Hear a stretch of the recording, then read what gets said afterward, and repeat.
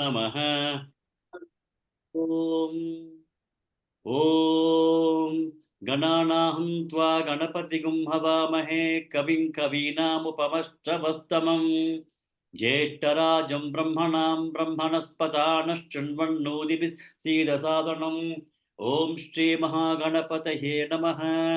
श्रुतिस्मृतिपुराणानामालयं करुणालयं नमामि भगवत्पादशङ्करं लोकशङ्करं सदाशिवसमारम्भां शङ्कराचार्यमध्यमाम् अस्मदाचार्यपर्यन्तां वन्दे श्रीगुरुपरम्पराम्। ॐ श्रीशङ्कराचार्य स्वामिने नमः।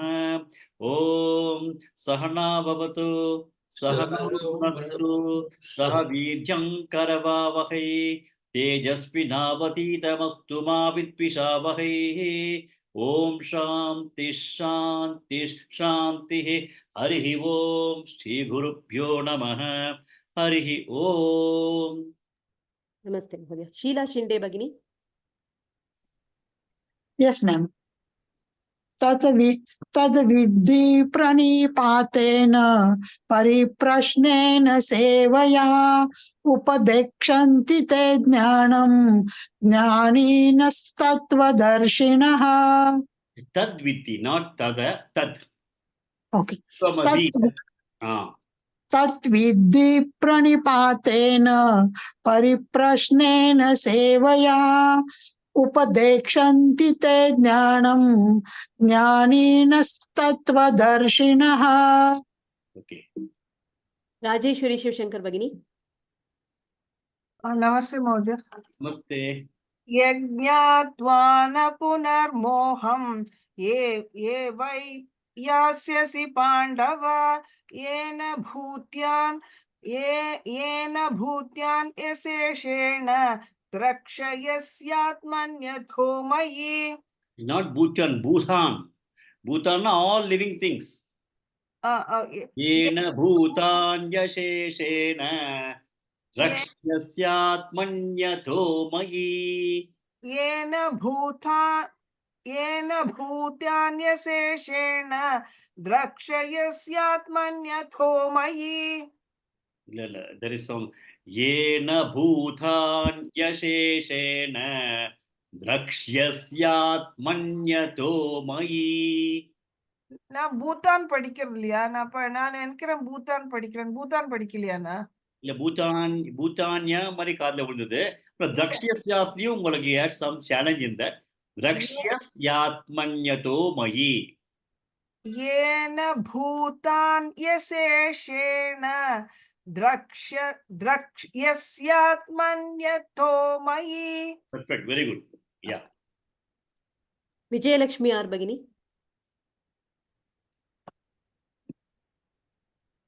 नमस्ते महोदय। नमस्ते। अपि चेतसि पापेभ्यः सर्वेभ्यः पापकृत्तमः सर्वज्ञानप्लवेनैव वृजिनं सन्दरिष्यसि। लक्ष्मी बीवी भगिनी। Yes, यथैधांसि समिद्धोऽग्निः भस्मसात् कुरुते अर्जुनाम् ज्ञानाग्निः सर्वकर्माणि भस्मसात् कुरुते तथा. Good. So we did up to this shloka yesterday. So we'll continue today's class. Sai Lakshmi भगिनी। नमस्ते महोदय। नमस्ते। न हि ज्ञानेन सदृशम् न हि ज्ञानेन सदृशं न हि ज्ञानेन सदृशं पवित्रमिह विद्यते पवित्रमिह विद्यते पवित्रमिह विद्यते न हि ज्ञानेन सदृशं पवित्रमिह विद्यते न हि ज्ञानेन सदृशं पवित्रमिह विद्यते न हि ज्ञानेन सदृशं पवित्रमिह विद्यते। नेक्स्ट। उषा श्रीनिवासन भगिनी। तत्स्वयं योग संसिद्धिः उषा श्रीनिवासन भगिनी। Okay, Krishna Pavani Bhagini. Yes, sir. Tatvayai yoga samsiddhihi. Yes, sir. Tatsvayam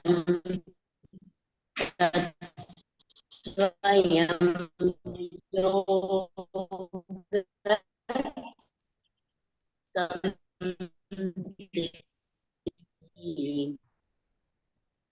There appears to I be think some problem. your network is not strong. There's some problem with the network. Maybe Yeah. somebody else can. Krishna Pavani Bhagini. Namaste, Mahodaya. Tatvayai yoga samsiddhihi. Tatsavayyoga samsiddhahi. Tatsavayyoga samsiddhahi. Tatsvayam yoga Samsiddhihi. Samsiddhihi. Okay. Tat swayam. Swayam means on its own. No? So tatsvayai yoga samsiddhihi. Not siddhahi, siddhihi. Siddhihi. Yeah. I think maybe that location of that, no, the siddhihi does not really see like that. It looks like siddha. It's siddhihi only. Okay. Tatsvayam yoga siddhihi. Yeah. Tatsvayyoga No, I think, sorry. I think I am wrong. Satsvayam yoga siddha. Sorry. Siddhaha. Siddha. I'm sorry, I made a mistake. Tatsvayam yoga samsiddha. Tatsvayyoga samsiddhaha. Tatsvayyoga samsiddhaha. Kalenatmani vindhati. Kalenatmani vindati. Kalenatmani vindati. Tatsvayai yoga samsiddha. Kalenatmani vindhati. Tatsvayyoga samsiddhaha. Kalenatmani vindati. Tatsvayyoga samsiddhaha. Kalenatmani vindati. Okay, next. K. Lalita Bhagini. Nahi jnanena sadrisham pavitramiha vidyate. न हि ज्ञानेन सदृशं पवित्रमिह विद्यते न हि ज्ञानेन सदृशं पवित्रमिह विद्यते. Good. Next. Veena Fani Shri Bhagini. Tatsvayai yoga samsiddha kalenatmani vindhati. Namaste, Mahodaya. Namaste. Tatsavayyoga samsiddhaha kalenatmani vindati. Tatsavayyoga Swayam. samsiddhaha. Swayam na on its own. Tat swayam. So swayai yoga samsiddha. Okay, sir. Tatsvayyoga samsiddhaha kalenatmani vindati. Good. Once again. Tatsavayyoga samsiddhaha. Tat means that kind of jnana. Swayam. Swayam is on its own. Tat swayai yoga samsiddha. Yoga samsiddhaha kalenatmani vindati. Okay. Next. Gurumurthy Mahodaya. First line 2 times. Yes, sir. Nahi jnanena sandrisham pavitramiha vidyate.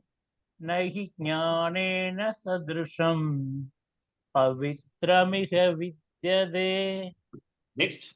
Sharat Chavan Mahodaya. Second line 2 times. Tat swayam yoga siddha kalenatmani vindati. Yoga samsiddha. Yes.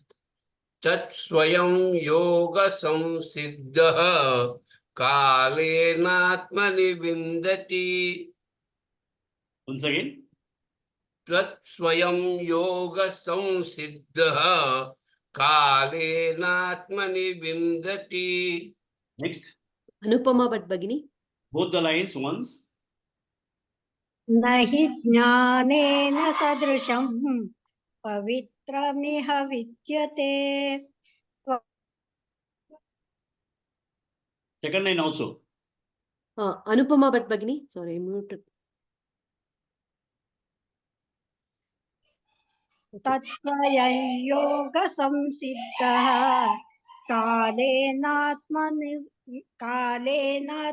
विन्दति. Good. Next. Rajeshwari Shivashankar Bhagini.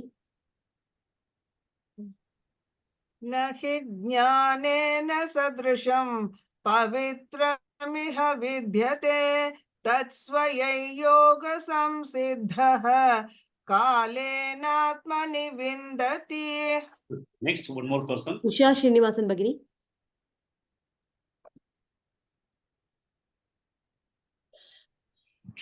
न हि ज्ञानेन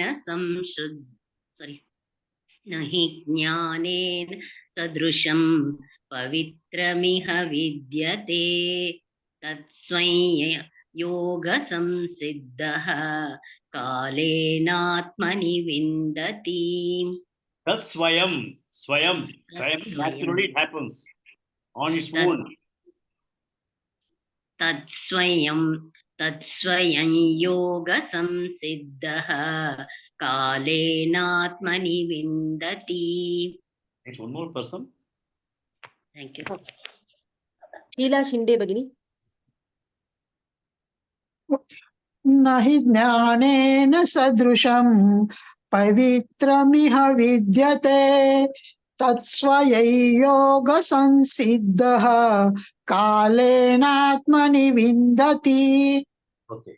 So yesterday we were talking about what Bhagavan was telling was that you have to identify one jnani and then you have to go and prostrate in front of him and then surrender yourself to him, do all kinds of services to him and do a kind of shadowing of that particular jnani, and then he'll be able to provide you with the jnana, because whatever we are currently having is only a kind of information about Atma and we do not know still the Atma. All of us, we have been studying about Atma for quite some time now, but still we do not know that the Atma is the Brahman, Ishvara is Atma, Krishna is Atma, and the same Atma indwelling in me is whatever you see in the Jagat. We still do not have that kind of fun. We have information, we have some understanding, but we still have a lot of doubts. We do not know it. We do not know our Atma. We have understood, we have some information about Atma. So for that he said, go to one jnani and then try to take upadesham from him. Then he says, once you get this jnanam, you will further not have any kind of delusion, and you will also be able to see everything in the Brahman. Everything what you see will be inside you, and you will also see me in you, and you will also, I see that you are also in me. So that is what is Dashyasi Atmanyato Mahi. So you will see a Bhutan Aseshana Dakshasi. You will see everything in you. You will see yourself also in me, and you will also see me in you. So that is what Bhagavan was telling, that the Atma is going to be Brahman, which is there everywhere. And then he also told that this is going to wipe away all the papas.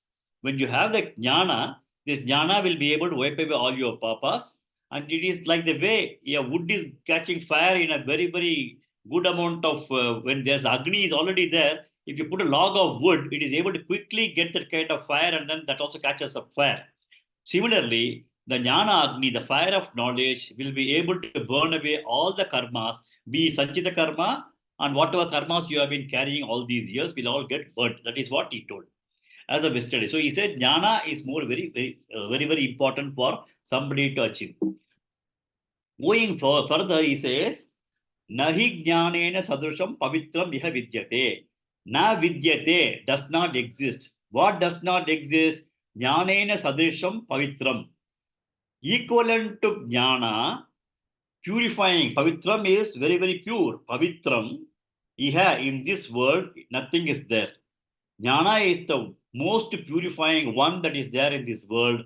Nothing equivalent to jnana which can purify things is there in this world. That's what he says. Which means that what is that we have been doing in the case of karma yoga? We are trying to continuously clean up our mind. We continuously are putting efforts, karma yoga attitude, which is only going to provide antakarana chutti, cleaning up of that. So he says that jnana, once you get jnana, you will not be able to get anything which is going to be much more pure than this, and that is the best thing that you can have, and that will clean up everything. So once you get, there's nothing equivalent to the jnana in terms of the purity. Tat, then how do you get that? He is further telling that yoga samsiddha, that is continuously engage in karma yoga. Siddha means you will gain. You will gain by continuously engaging karma yoga. Kalena, over a period of time. Atmani Vindati. Atmani in this particular case is supposed to taken as mind.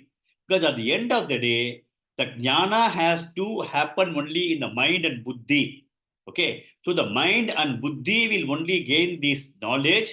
How does it get this knowledge? On its own. Naturally, tat swayam.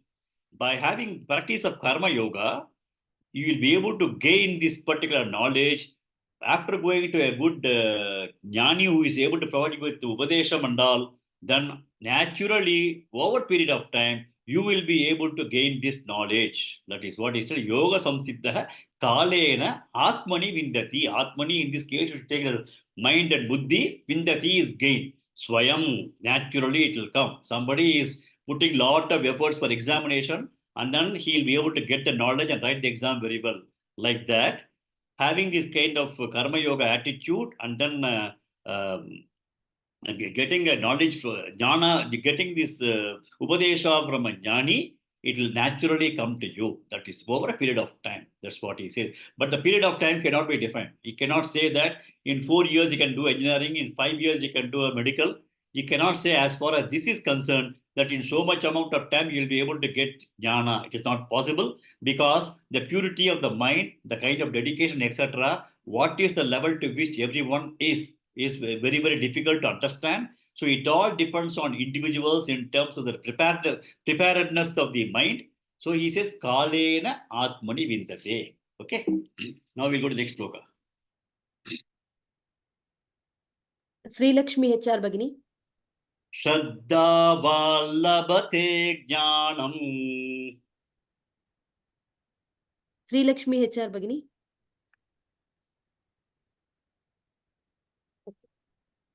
K Lalita Bagini. Yes, sir. Shraddha Vallabhate Jnanam. Shraddhavan labhate jnanam. Shraddhavan labhate jnanam. Tatparas samyatendriyah. Tatparas samyatendriyaha. Tatparas samyatendriyaha. Samyatriya. Sayyatendriyah. Samyatendriyaha. Sayyatendriyah also you can say. So okay, you can make it yeah, na? That Yeah. Sayyatendriyaha. Shraddha Vallabhate Jnanam. Tatparas Sayyatendriyah. Shraddhavan labhate jnanam. Tatparas sayyatendriyaha. Shraddhavan labhate jnanam. Tatparas sayyatendriyaha. Okay. Next. Srimati Bagini. Namaste, Madhya. Namaste. Jnanam labdva param shantim. Jnanal labdva param shantim. Jnanal labdva param shantim. Achirenadhigacchati. Achirenadhigacchati. Achirenadhigacchati.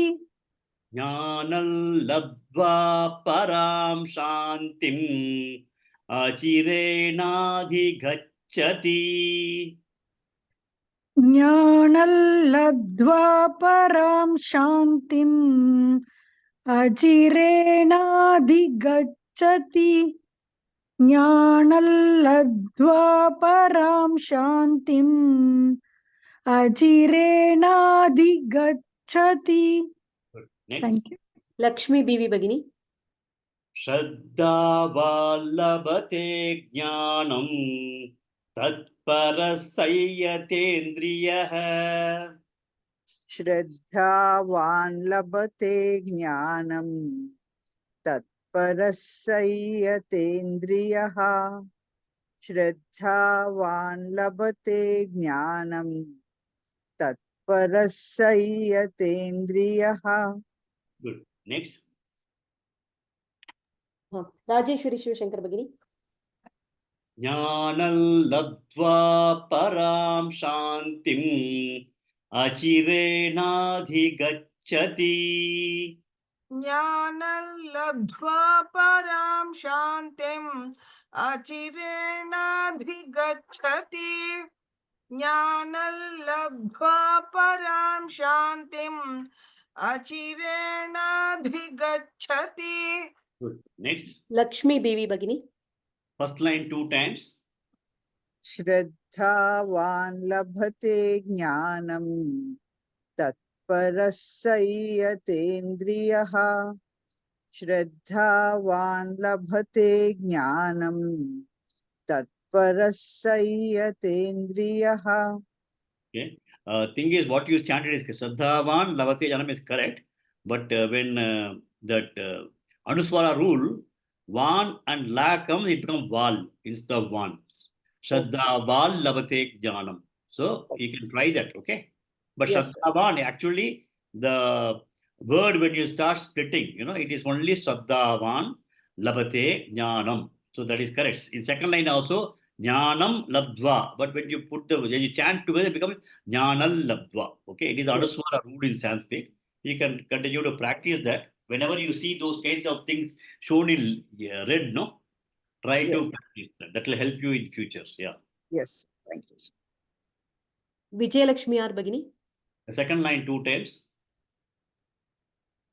ज्ञानं लब्ध्वा परां शान्तिम् अचिरेणाधिगच्छति ज्ञानं लब्ध्वा परां शान्तिम् अचिरेणाधिगच्छति. Good. Next. कृष्ण पावनी भगिनी. The 2 lines together once. श्रद्धावान् लभते ज्ञानं तत्परसंयतेन्द्रियः ज्ञानं लब्ध्वा परां शान्तिम् अचिरेणाधिगच्छति. Good. Next. अनुपमा भट्ट भगिनी. Put the lines once. श्रद्धावान् लभते ज्ञानं तत्परसंयतेन्द्रियः ज्ञानं लब्ध्वा परां शान्तिम् अचिरेणाधिगच्छति. Good. Next. वीणा फानिश्री भगिनी. Both the lines. श्रद्धावान् लभते ज्ञानं तत्परसंयतेन्द्रियः ज्ञानं लब्ध्वा परं शान्तिम् Param Shanti. ज्ञानं लब्ध्वा परां शान्तिम् अचिरेणाधिगच्छति. Good. Next. गुरुमूर्ति महोदय. Both the lines. Yes, sir. श्रद्धावाल्लभते ज्ञानं तत्परसंयतेन्द्रियः ज्ञानं लब्ध्वा परां शान्तिम् अचिरेणाधिगच्छति. One more person. श्रीलक्ष्मी HR भगिनी. Yes, madam. श्रद्धावान् लभते ज्ञानं तत्परसंयतेन्द्रियः ज्ञानं लब्ध्वा परां शान्तिम् अचिरेणाधिगच्छति. One more person, then we'll go to meeting. Sai Lakshmi Bhagini. श्रद्धावाल्लभते ज्ञानं तत्परः संयतेन्द्रियः ज्ञानं लब्ध्वा परां शान्तिम् अचिरेणाधिगच्छति. So in the previous shloka, he said that Tatsvayam Yoga Samsiddha Kalena Atmadi Vindati. That's what he told, So by naturally, over a period of time, in the mind, mind and buddhi, you will be able to get that jnana. That's what he said in the previous shloka. Now he is also putting some caveat to that. Okay, it will not just like that come. Shraddhavan, you have to be committed to it. Not committed, you have to have a faith in that.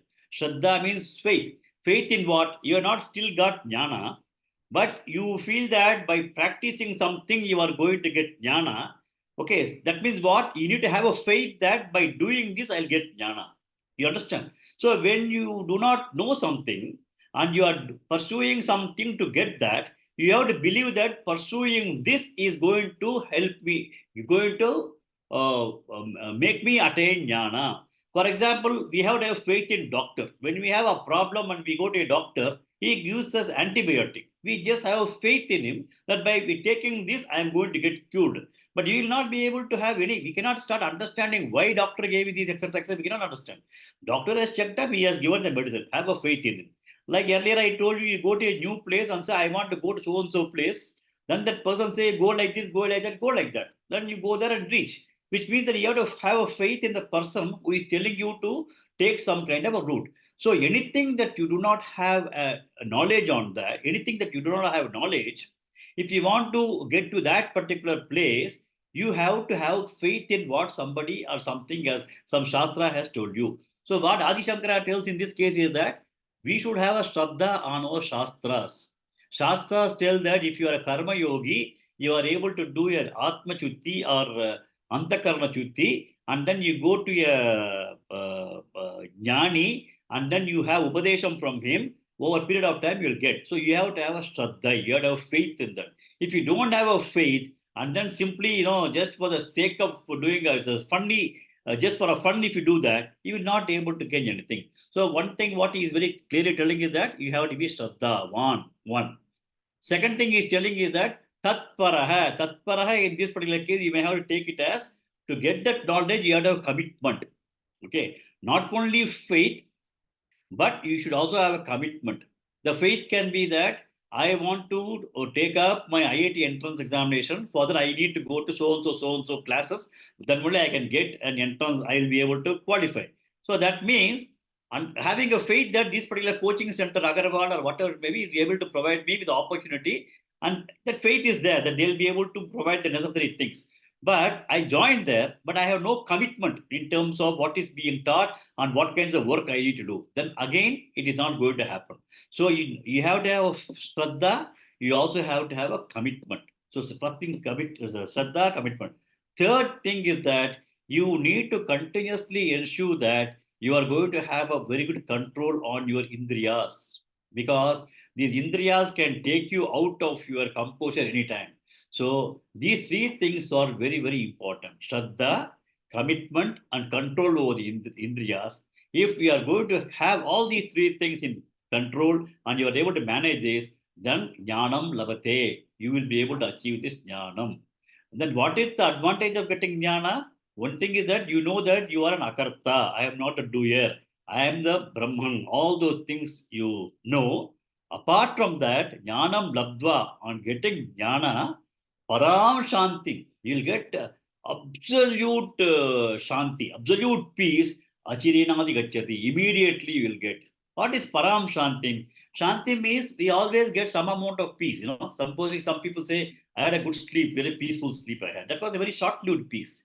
Or you may go to meditation for 30 minutes and you say, I was in meditation, I had a good peace. I went to the temple, it was very peaceful. So all these things are only a small amount of peace. It is only existing for a small period of time.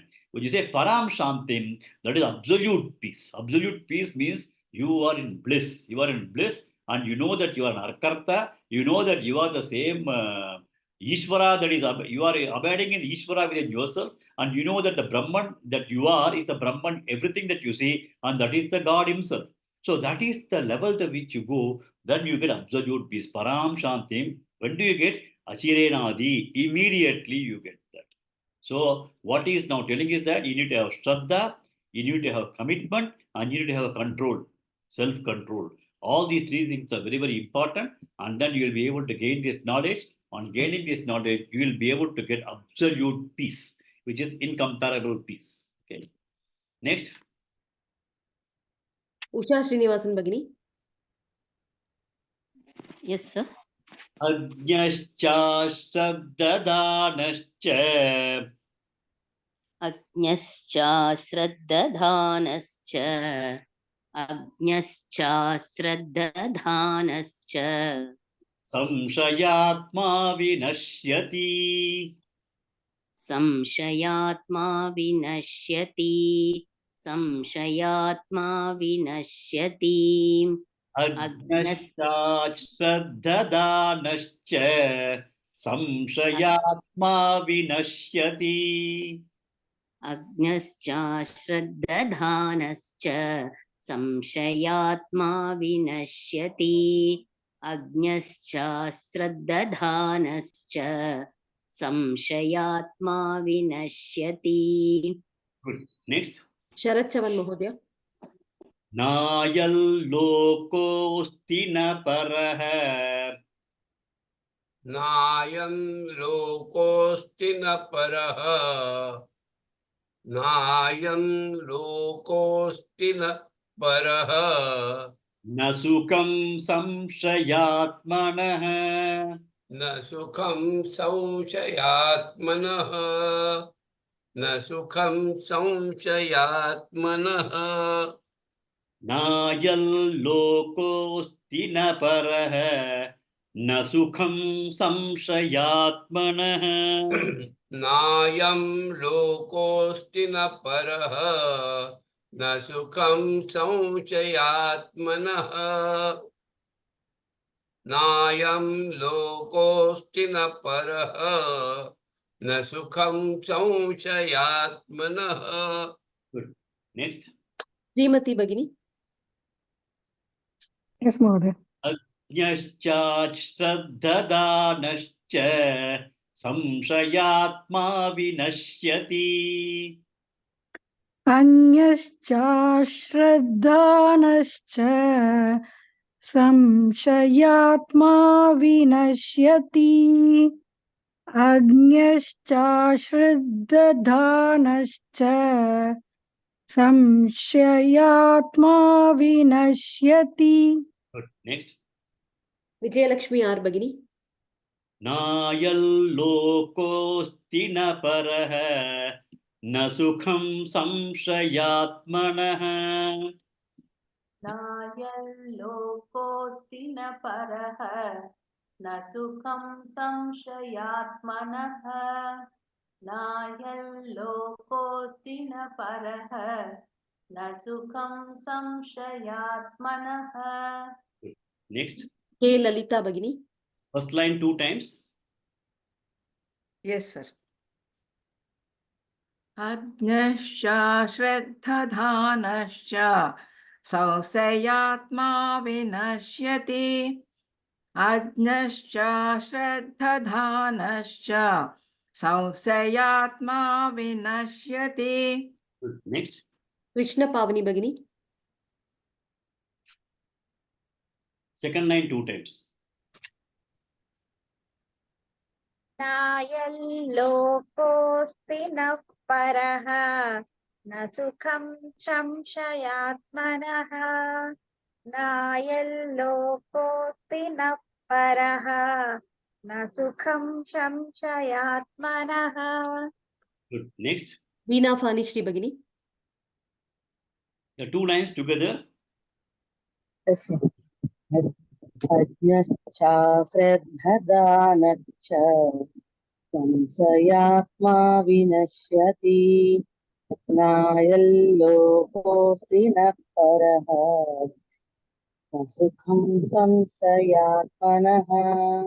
Next. Gurumurti Mahodaya. Both the lines. Ajñaschashatanascha Sanshatyatma vinashyati Nayal lokosti na paraha Na sukam sanshayatmanaha. Next. Anupama Bhatt Bhagini. Both the lines. अज्ञश्चाश्रद्धधानश्च संशयात्मा विनश्यति नायल्लोकोऽस्ति न परः न सुखं संशयात्मनः. Next. Sri Lakshmi Bhagini. Yes, sir. Both the lines, sir. Both the lines, yes. अज्ञश्चाश्रद्धदानश्च संशयात्मा विनश्यति नायन् लोकोऽस्ति न परः न सुखं संशयात्मनः. One more person. Sai Lakshmi Bhagini. अज्ञश्चाश्रद्धधानश्च संशयात्मा विनश्यति नायल्लोकोऽस्ति न परः न सुखं संशयात्मनः.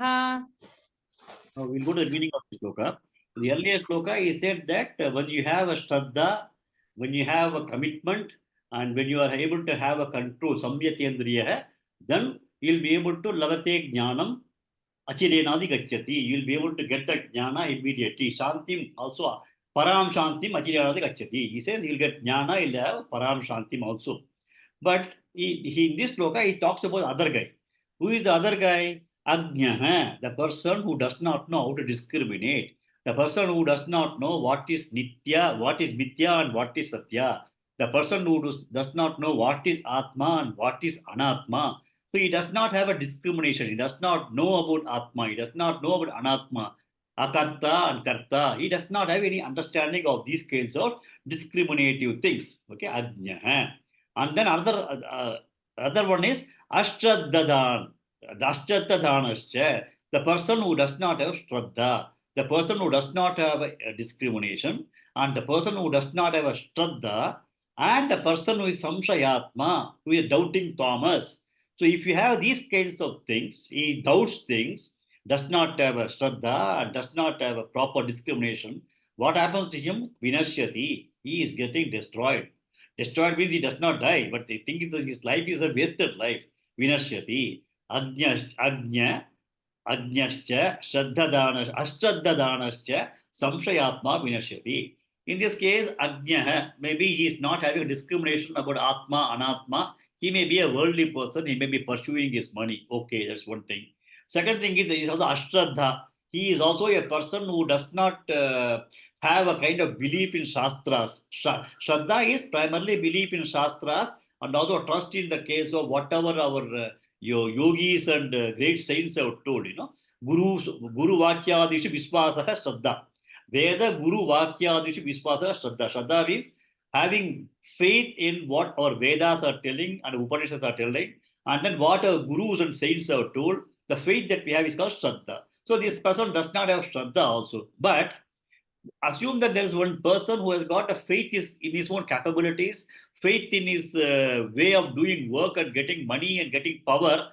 Of course, those people are slightly better because they are able to have faith in themselves. They are able to do certain things. They are also able to have a sukham. They are able to have a good life. But a person who is a samshayatma, doubting Thomas is there, then it is going to be a big problem for them. They can never be happy. If a person is a doubting Thomas, everything may be good, but he will not be happy. If, for example, if his daughter comes late to the house one day, he will have a doubt. If somebody is talking to somebody, he will have a doubt. If somebody comes home and then had a discussion in his absence, he will have a doubt. If two people are talking, he will have a doubt. Those kinds of people can never be happy.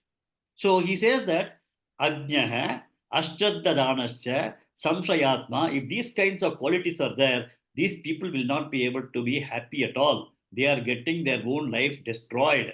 And these people, They don't have na ayam lokaha asti. They don't have this world also because they are only continuously doubting and they are not going to improve. Na paraha, they don't even have other kinds of world. Na sukam, they don't have happiness also because they are always worried.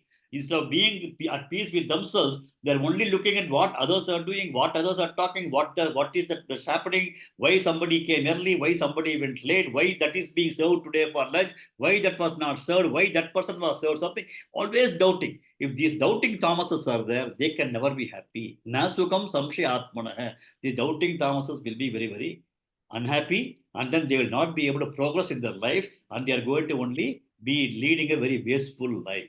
So, Ajnaha Ashtraddhanascha Samshayatma Vinashyati Na Ayam Lokaha Asti, Na Paraha Lokaha Asti, Na Sukam Samshayatmanaha. They don't have anything. So he says that you need to be having faith. You need to have faith in Shastras. You need to have faith in your own people. You need to have faith in every the system that you are operating, the nature and the system and the country and the rules, everything you try to feel that, I have faith. I have faith in the government. If I don't have faith in government, I'll not do anything. I have to have faith that the metro train will come at 8:20. If I don't have a faith, then I will sit there at 8:15 itself and waste my 5 minutes. So you have to have faith. Samshayatma vinashyati. So out of these three, he says that Samshayatma is a very, very dangerous thing. If you are going to be a Samshayatma, having always a kind of a doubting on things, you have got no recourse to any kind of improvement in life. So you have to address these kinds of things. And these kinds of people, unfortunately, they are not able to have a very good life. That is, they lead a very wasteful life and they will not be able to be happy anytime. In fact, those people may have everything, but because of the doubting nature, they can't be happy. Any place they allow doubt, any place they have insecurity, any place they feel that everybody is acting against them. So, na sukam. The Samshayatmana have got no sukam also. So, he says that he's cautioning Arjuna that this is what is going to happen if you don't have these kinds of qualities. Next. Lakshmi Bibi Bhagini. Yes, sir. Yoga Sanyasta Karmanam. Yoga Sanyasta Karmanam. Yoga Sanyasta Karmanam. Jnana Sanchinna Samshayam. Jnana Sanchinna Samshayam. Jnana Sanchinna Samshayam. Yoga Sanyasta Karmanam. Jnana Sanchinna Samshayam. Yoga Sanyasta Karmanam. Jnana Sanchinna Samshayam.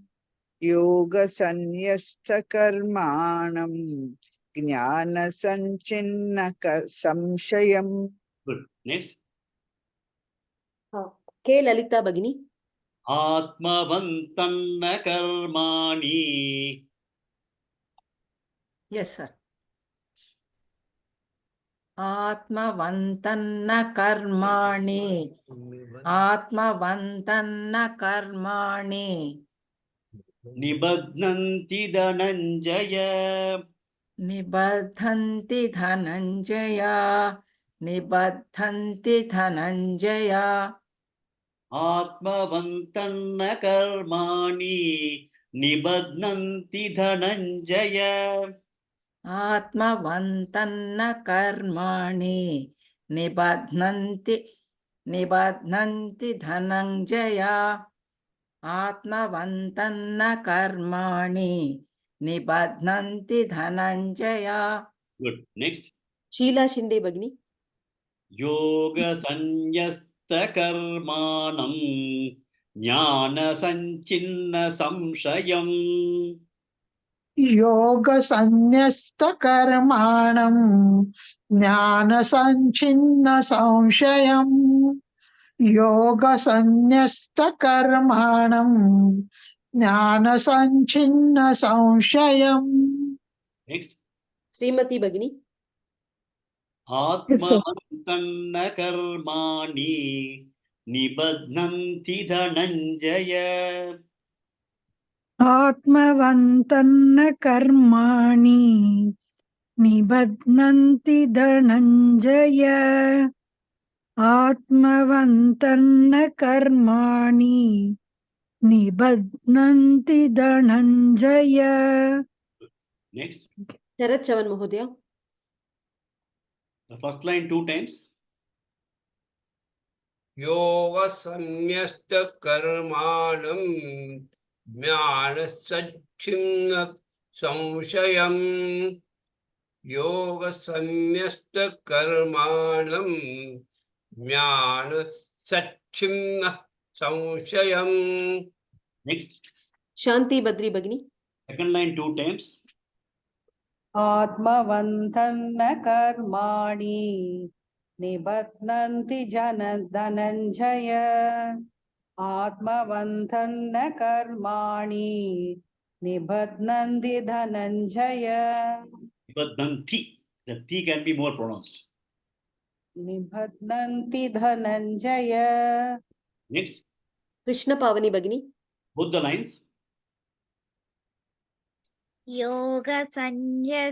योगसंन्यस्तकर्माणं ज्ञानसञ्छिन्नसंशयम् आत्मवन्तन्न कर्माणि निबध्नन्ति Dhananjaya.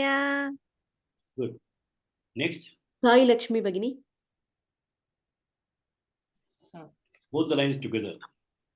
Okay, Mahadev.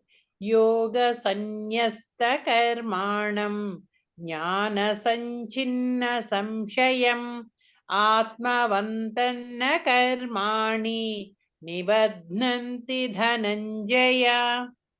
Good. Next, Vijay Lakshmi R Bhagini. both the lines. योगसंन्यस्तकर्माणं ज्ञानसञ्छिन्नसंशयम् आत्मवन्तन्न कर्माणि निबध्नन्ति Dhananjaya. Good. Next, Usha Srinivasan Bhagini.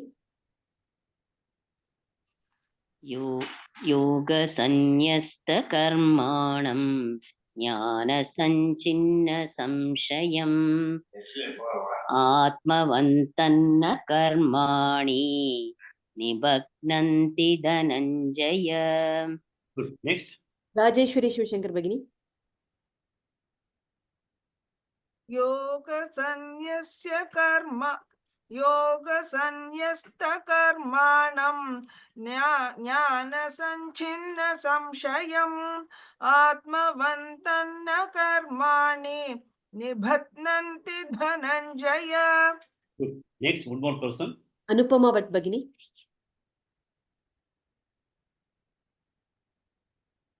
Anupama Bhatt Bhagini. Okay. Gurumurthy Mahodaya. Both the Yes, sir. lines.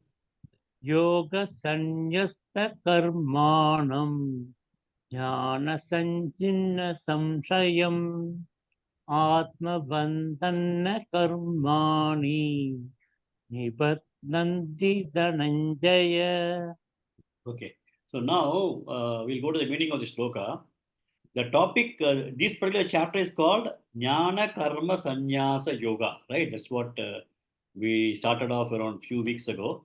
Jnana Karma Sannyasa Yoga is renunciation of actions through knowledge. Okay, once you get the understanding of who we are, the nature, the understanding the self, then we are able to ensure that we can renounce all actions. We may be still acting in the world, but the kartrutvam is not there. We know that the self is an akarta. That is the jnana. So here he is talking about three things. Although I'll talk about three things slowly next in a few minutes. But what does he say? Na nibandhanti karmani. Na nibadnanti means nibadnanti is it puts you into bondage. Na nibadnanti means it does not bind you. What is not bound? Karmani. Actions are not bound. Na karmani nibadna. Karmani na nibadnanti means the actions are not bound. They may be in action, they may be continuously in world of activities, but those actions are not binding on them. For whom? Yoga Sanyasta Karmanam. Yoga Sanyasta Karmanam means the person who has understood himself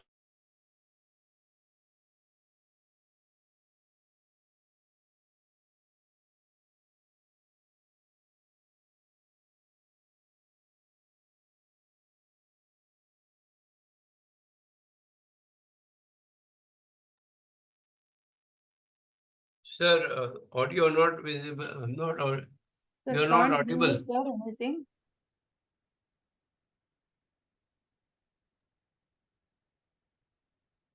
We'll find out. I think Mahodaya lost network. I'll find out. Oh.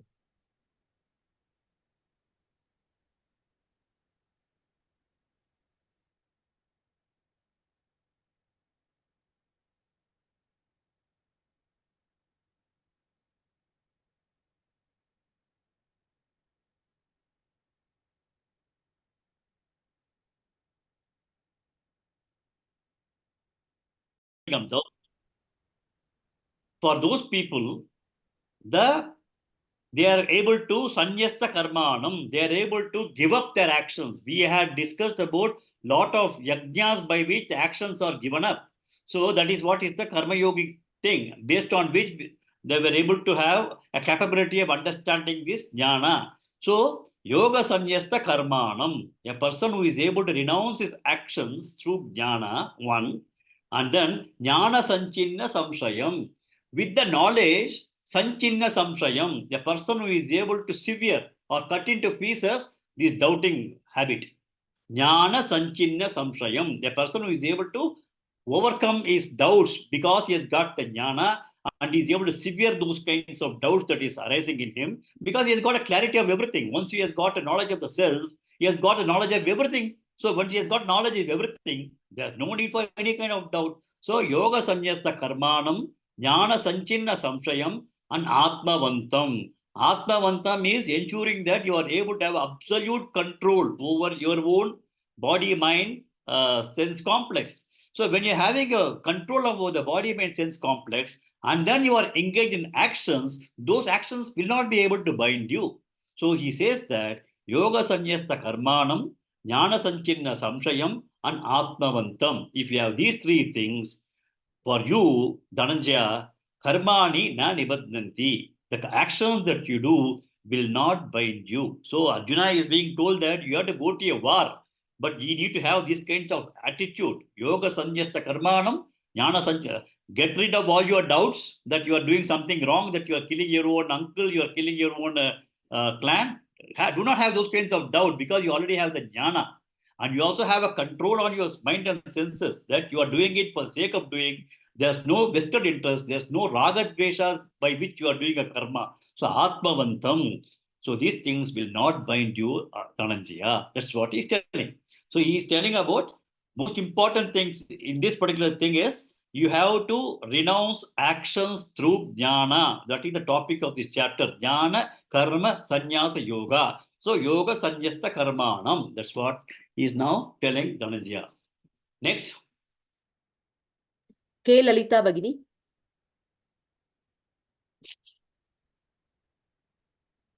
Tasmadajnanasambhutam. Yes, sir. Tasmadajnanasambhutam. Tasmadajnanasambhutam. Hristam jnanasinatmanah. Hritsanjnanasinatmanah. Hritsanjnanasinatmanah. Tasmadajnanasambhutam. Hristam jnanasinatmanah. Tasmadajnanasambhutam. Hritsanjnanasinatmanah. Tasmadajnanasambhutam. Hritsanjnanasinatmanah. Good. Next. Veena Fanishri Bhagini. Chitvainam samshayai yogam. चित्वैनं संशयं योगम् चित्वैनं संशयं योगम् Atishtotisht bharata. आतिष्ठोतिष्ठ Bharata आतिष्ठोतिष्ठ Bharata Chitvainam samshayai yogam. Atishtotisht bharata. चित्वैनं संशयं योगम् आतिष्ठोतिष्ठ Bharata चित्वैनं संशययोगम् आतिष्ठोतिष्ठ Bharata. Good. Next. Sri Lakshmi Bhagini. तस्मादज्ञानसम्भूतं हृत्स्थं ज्ञानासीनात्मनः तस्माद्ज्ञानसम्भूतं हृत्स्थं ज्ञानासिनात्मनः तस्मादज्ञानसम्भूतं हृत्स्थं ज्ञानासिनात्मनः. Next. Shanti Badri Bhagini. चित्वैनं संशययोगम् आतिष्ठोत्तिष्ठ Bharata सिद्वैनं संशययोगम् आदिष्टोत्तिष्ठ Bharata सिद्वैनं संशययोगम् आदिष्टोत्तिष्ठ Bharata. Next. Shanti Badri Bhagini. First line 2 times.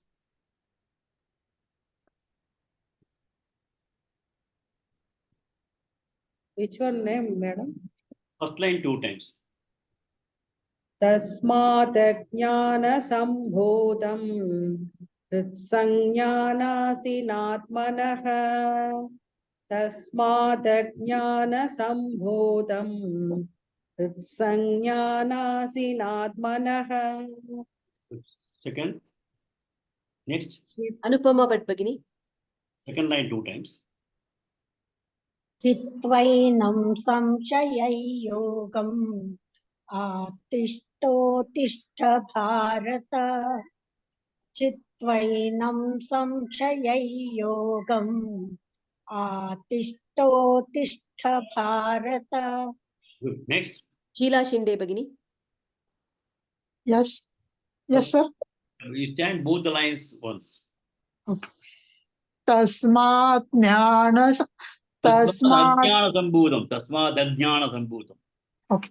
Tasmat ajnana sambhutam Vrutsanjnanasinatmanah Tasmat ajnana sambhutam Vrutsanjnanasinatmanah Chitvainam samshayayogam Atishthotishth Bharata.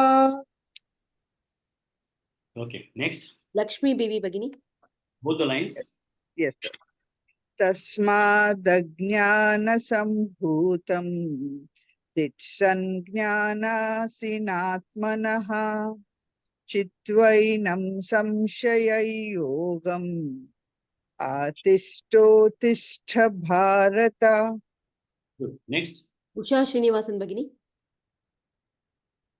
Yes, sir. Both the lines.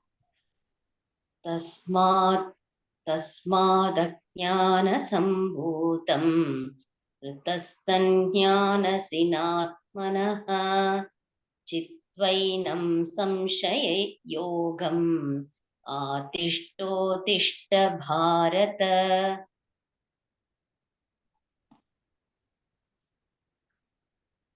Srimati Bhagini. Yes, ma'am.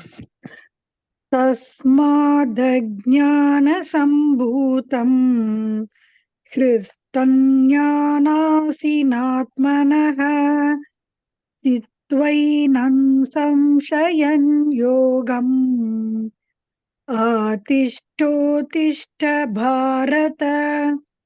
Good. Next. One more person. Sai Lakshmi Bhagini. तस्मादज्ञानसम्भूतं हृत्संज्ञानासिनात्मनः चित्वैनं संशययोगम् आतिष्ठोत्तिष्ठ Bharata. One more person. Sharat Chavan Mahodaya.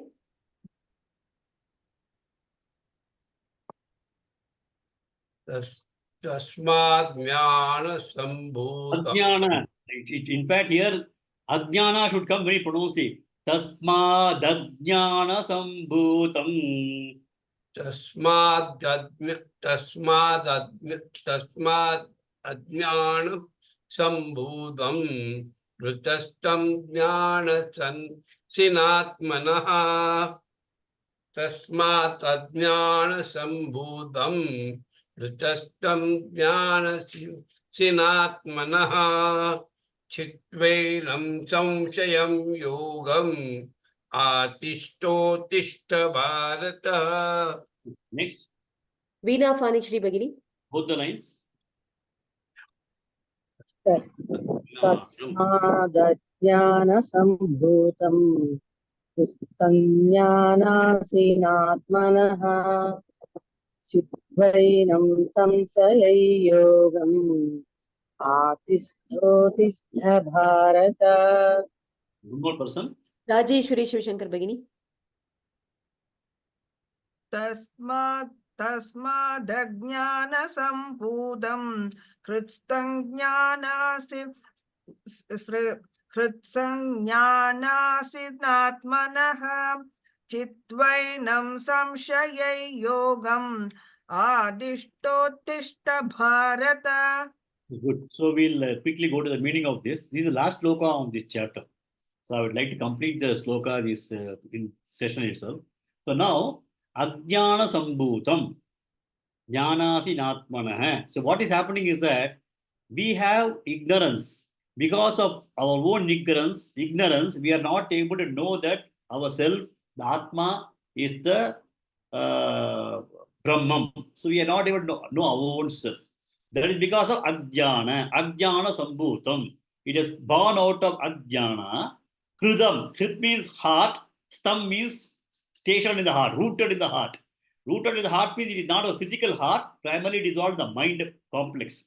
So what is happening is that we have got a doubt in our own self because of our ignorance about the presence of Atma, which is the Bhagavad Swarupa. Ajnana Sambhutam Jna Samshayam. So we have that. So how do we overcome this? Jnana Asi.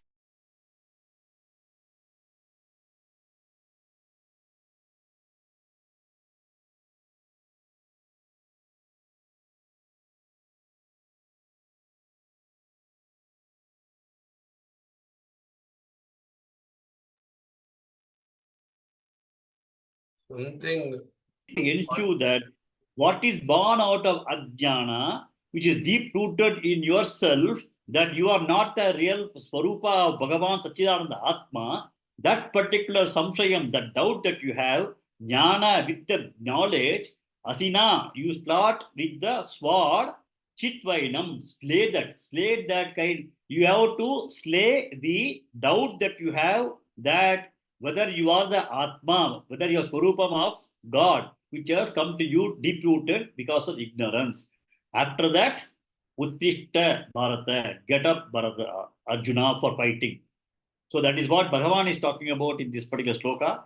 In fact, Bhagavan thought after the end of the second chapter, he thought Gita is over. He has already clarified Arjuna that he has got to take up the fight and he should do. So second chapter itself, Bhagavan thought he has already told Arjuna that he has got to fight. Again, third chapter, Arjuna started telling that Jayasi chet karmanaste mata buddhir janadana. Then he immediately asked a question, which is better, karma yoga or jnana yoga? He asked. So the third chapter started. Now again, Bhagavan has told all these things and he told Gita is now over for you, my dear Arjuna. Please get up and fight. Okay, he has told him. But what Arjuna is going to do, we'll see it in the next chapter, in the next class. So with this, we are completing the fourth chapter. Because of the lack of time, I'll chant the mantras here. Maybe tomorrow when we are practicing, we'll all have opportunity to chant this.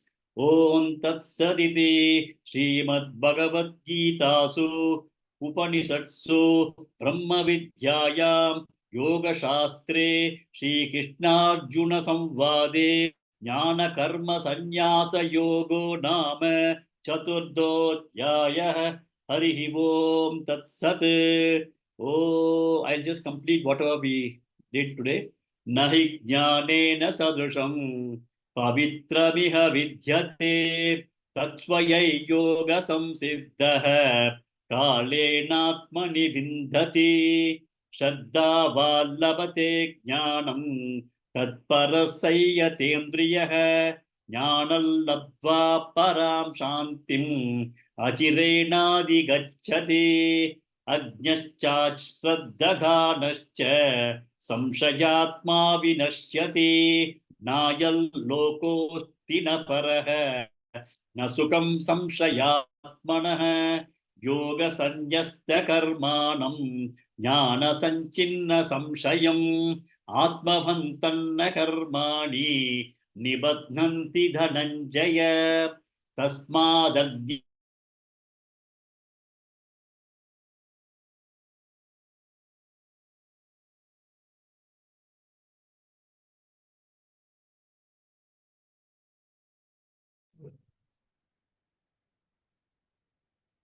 उपनिषत्सु ब्रह्मविद्यायां योगशास्त्रे श्रीकृष्णार्जुनसंवादे ज्ञानकर्मसन्न्यासयोगो नाम चतुर्थोऽध्यायः। हरिः ओम्। ॐ पूर्णमदः पूर्णमिदं पूर्णात् पूर्णमुदच्यते पूर्णस्य पूर्णमादाय पूर्णमेवावशिष्यते। ॐ शान्तिः शान्तिः शान्तिः। हरिः ओम्। श्रीगुरुभ्यो नमः। Harihi Om. We have another 5 minutes or so.